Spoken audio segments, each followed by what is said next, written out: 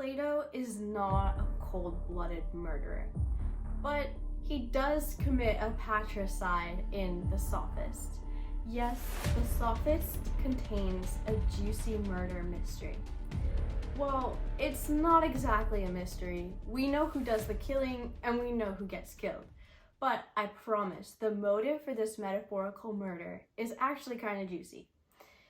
In fact, it's only after removing Father Parmenides that the interlocutors in the dialogue are able to continue on their quest of defining the Sophist.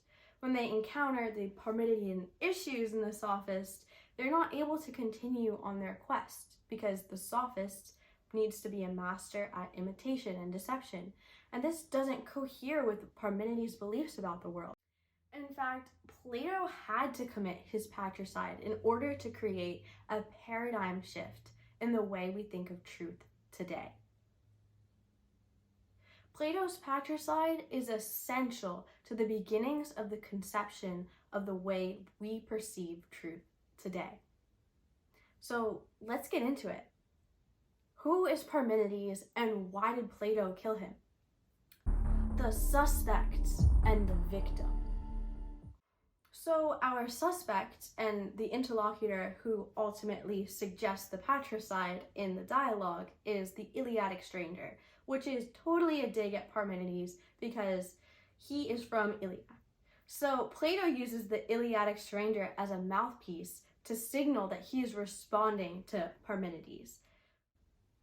Ultimately, yes, our suspect in question is Plato himself, but the one who actually commits the act of patricide in the dialogue is the Iliadic stranger. The victim, obviously, is Parmenides. He was a pre-Socratic philosopher with some interesting ontologies that denied a lot of the properties that are evident in the sensory world. In fact, his ontology committed him to a really strict predicational monism. We've derived a lot of Parmenides' beliefs by recovering his fragments in the famous poem that he had written. So in this poem, Parmenides is faced with two paths, the path of being and the path of non-being. In fragment 2 is the path of being and what there necessarily is. It's the path of persuasion that necessarily attends upon truth. The other path, the path of non-being and what needs must not be, Parmenides points out is wholly unlearnable. You could not know it, and you could not point it out. It's not feasible to know what is not.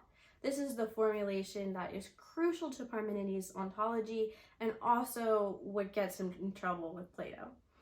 So pretty much, Parmenides is saying that being is knowable and attends upon truth.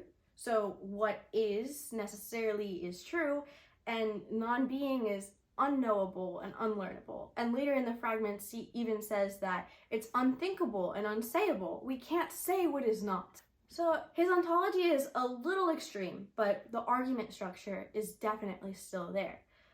But why does this lead Plato to kill him? What's the motive? Why would Plato kill innocent old Parmenides? I mean, his ontology is definitely wacky and he has this weird ominous tone, but I mean, was that really enough to kill the guy? Let's explore Plato's motive. Plato had a goal: define the Sophist. That is literally the project of the namesake dialogue, the Sophist. Parmenides was just an obstacle. But I promise this patricide didn't come out of nowhere. Plato had a motive, a method, and a mission. The interlocutors are trying to define the Sophist in the dialogue, and they say, hey, the Sophist is a master of deception. The Iliadic stranger asks, when we say that the Sophist deceives us about appearances and that he's an expert at deception, are we saying so because his expertise makes our souls believe what is false? He goes on to clarify, a false belief is believing those which are not. Recall the two paths from Parmenides' poem, the path of things that are and must be, and the path of things that are not and must not be. So, essentially, the formulation from Parmenides is that false beliefs belong to that second path, the path of things that are not and must not be. So Does Parmenides think that we can't learn false things? Does Parmenides believe that all false thought and false belief belongs to this path and is therefore unknowable, unthinkable, and unsayable? This seems confusing to Plato just as it's confusing to us. I mean, look, you can learn false things right now. I was born with 8 toes on my left foot. I drink the water in the shower. I have a pet octopus. Okay, actually, only 2 of those were not true. But it was obvious to Plato that people could lie, just as it's obvious to you that I could lie. So he had to do away with Parmenides, because it's so crucial to formulate that truth goes beyond the identification with being. All that is not necessarily true. That's what Plato wants to show us, and that's the main motive for his Patricide. Plato gets rid of Parmenides for the sake of reimagining truth and making it a useful predicate in the way that we use it today. The verdict. Speaking of a verdict, when we decide whether somebody is innocent or guilty, we do so by deciding whether or not the facts align with the truth of them actually committing a crime. This is exactly the type of correspondence that Plato was onto when he dared to slay Father Parmenides. He wanted to make it evident that truth is actually a useful predicate, and something being true might mean that it corresponds to the facts of our world. Plato takes a huge step towards establishing truth as a meaningful predicate by separating its identification from Parmenidean being. The fact that we can think and talk about truth the way that we do today is all thanks to Plato and the patricide that he dared to commit. So, the final verdict is, I think Plato's patricide was justified.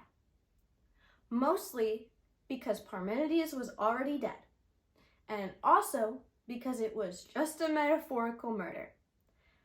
But given those first 2 points, Plato was justified. He had a lot of work to do, and by committing patricide, he freed himself to take the first steps and lead us toward a better future for truth. Please note that I do not condone patricide or murder of any kind, and this is a very unique instance in which it was a metaphorical murder of an individual who was already deceased. So thank you so much to Plato for taking a step and being a catalyst for future conceptions of truth and what would later become the correspondence theory of truth. And thank you for watching my video. Shout out to Professor Sharp and Professor Yudin Israel for all your help this semester. This project has been a fun one to take on. Thanks, Plato!